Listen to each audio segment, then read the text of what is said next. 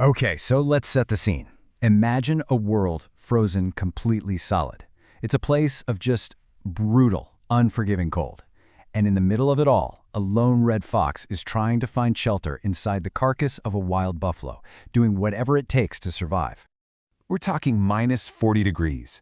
At that temperature, Celsius and Fahrenheit are the same, and everything is frozen rock solid. The carcass she's trying to get food from, it's basically stone. This isn't just a chilly day, this is a full-on battle against the elements. But here's the thing, this isn't just about her. It's really the story of a mother, and she's being driven by an instinct that is way more powerful than any blizzard. In a world like this, you don't just find food, you fight for it. She's tearing away whatever tiny bits of meat she can, and believe me, every single mouthful is a hard-won victory against that piercing cold.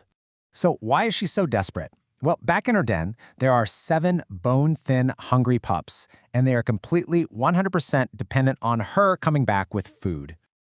A few scraps from a frozen carcass, that's just not going to cut it. It's nowhere near enough for her to produce the milk she needs for 7 growing pups. So, even with a storm raging, she has no choice. She has to go out and hunt again. Now, while our fox is up there battling the blizzard, her main source of prey is living in a totally different universe, just a few feet right underneath her paws. And man, what a contrast it is.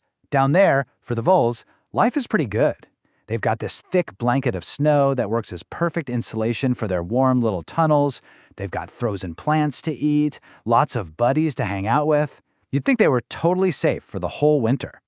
Yeah, in theory, because even in their cozy little paradise, a terrifying threat is stalking them from above. They can't see it, but you better believe they can feel its presence. The North American red fox. And this is where the fox reveals her secret weapon, her superpower really. It's an adaptation so incredible it turns that thick layer of snow from a shield into her own personal hunting ground. So this fox's hearing is, well, it's just off the charts. She can hear the faintest little rustle of a vole moving around deep under the snow.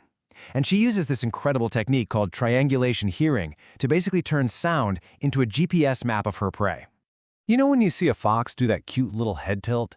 Well, that's not just for show. By tilting her head, she's actually measuring the tiny, tiny difference in time it takes for a sound to hit each of her ears.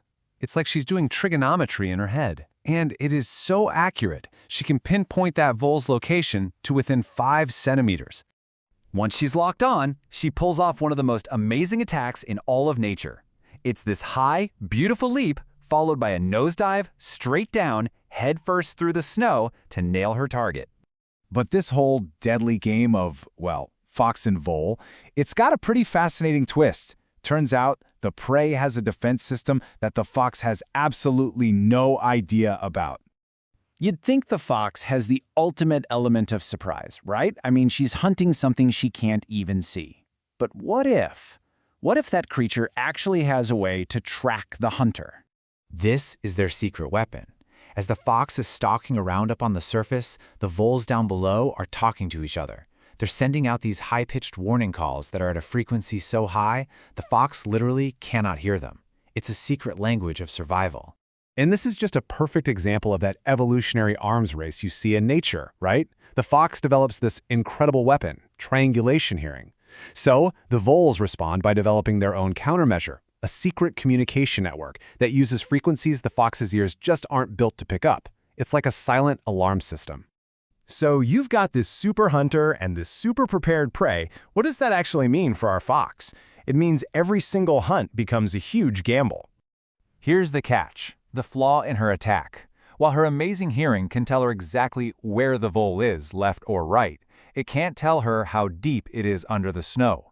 So she basically has a 2D map for a 3D problem. And because of that tiny bit of guesswork, combined with that silent alarm system the voles have, the hunt fails. A lot. The vole just zips away a split second before the fox's snout smashes through the snow, leaving her with absolutely nothing but a face full of powder. But even with all those failures, with all that difficulty, she has a quota, a non-negotiable number she has to hit every single day. 15 successful hunts. 15 voles. That's the absolute bare minimum she needs to catch just to feed herself and to produce enough milk to keep her 7 pups from starving. It's just a relentless, absolutely exhausting struggle against the odds. It really makes you wonder, doesn't it? When the stakes are this high and the margins between success and failure are so razor thin, what's the thing that really separates life from death? Is it the hunter's incredible skill, the prey's secret defense, or is it just plain old luck out there in a world of ice and snow?